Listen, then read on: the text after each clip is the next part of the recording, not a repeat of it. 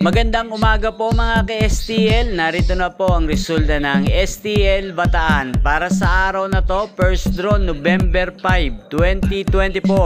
Araw ng Martes. Naway ang mga natayaan nyo pong mga numero kanina ay manalo nawa ngayong umagang ito 11 AM. Kaya kunin nyo na po ang inyong mga tickets. Narito na po ang resulta.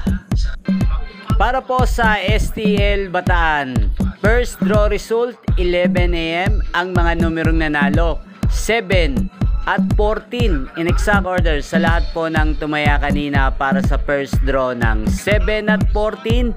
Congrats po sa inyo, panalo po kayo. Shoutout po natin si Ate Lolet. Ate Lolet, shoutout sa iyo. Naway ang mga tinataya mong numero ay manalo na sana. Ayan po, napanood nyo po ang resulta ng STL Bataan sa channel na to, Roderick Hernandez TV.